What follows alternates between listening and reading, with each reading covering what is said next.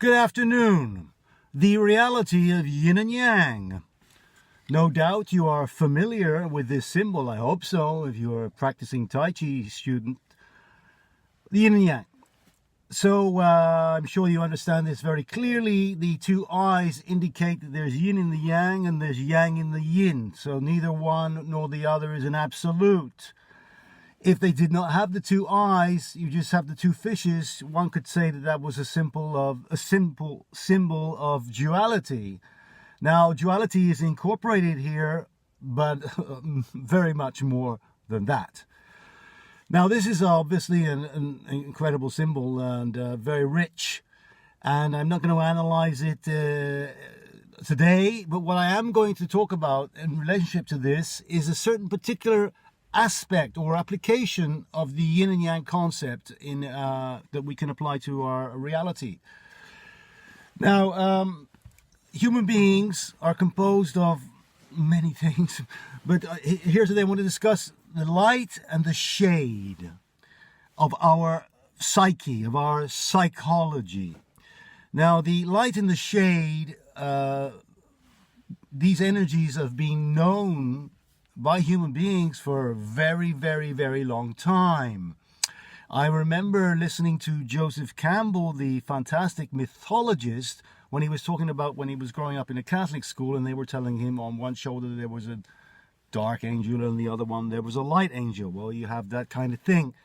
That's in the Catholic tradition.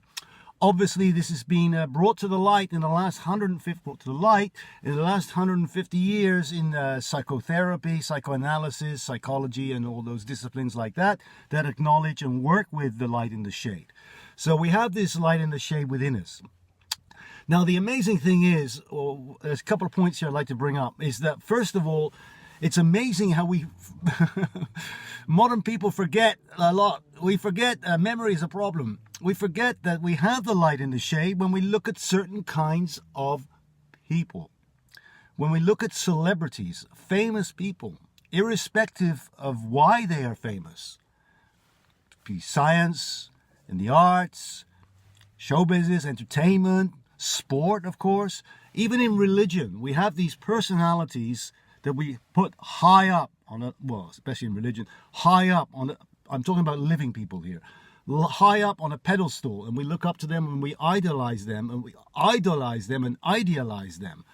And of course, this is a mistake, because all those people, a scientist, for example, he may be a fantastic scientist in his or her career, that doesn't make them a better human being than you or I.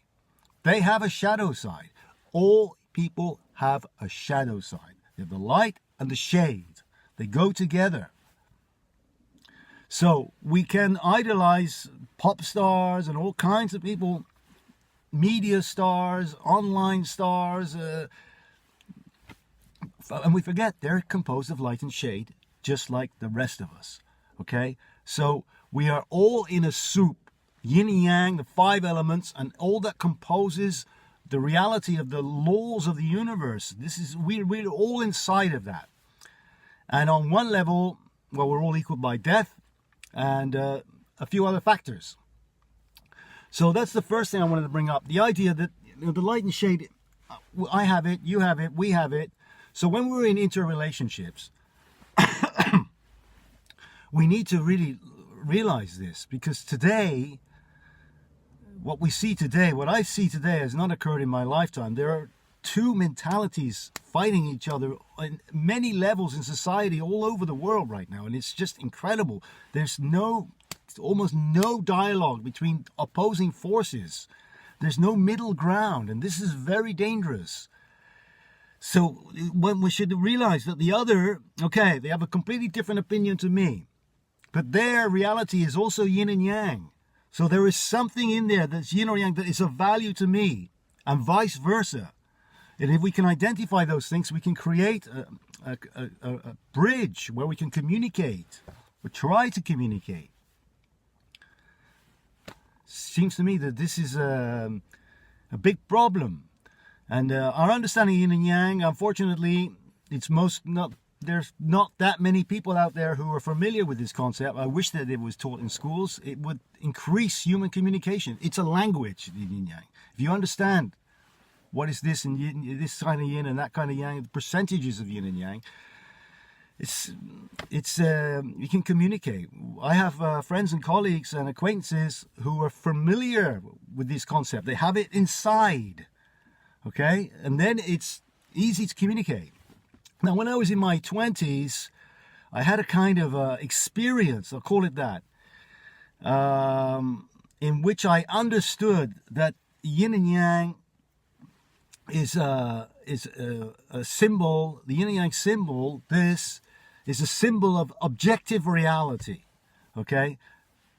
Everything is yin and yang, composed of these elements. So the more we understand this, it enriches our lives, and as I'm trying to express here, is a form of communication. We can communicate with each other.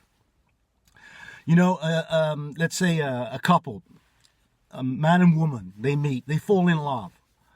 And at the beginning, everything is roses, sunshine, and, you know, it's fantastic. And then after a couple of weeks, we start to realize that the other person is human. They have a shadow side that doesn't necessarily fit with me. Oh, and I have one too. And then we have to deal with that. Well, that's reality. You cannot expect another person to be perfect in any way. There's no perfect people. We live in an imperfect world. That's the way it is. The sooner we accept that, the better. So, anyway, here's I want to just bring you this message, the yin and yang and the values that can bring to us in our lives, in our Tai Chi practice, of course, but also when you integrate it, when you start to really, it becomes inside of you, you can apply it to all kinds of things within our daily lives. So, a little bit of pondering perhaps on this subject will bring us further understanding, and understanding is the most important thing for us in the Tai Chi world, and in my opinion in general. Okay, we're not looking at changing, going some super high states of illumination and all that stuff. No, we're interested in understanding. This creates evolution. I'll leave you with that thought. Have a great day. See you soon. Bye.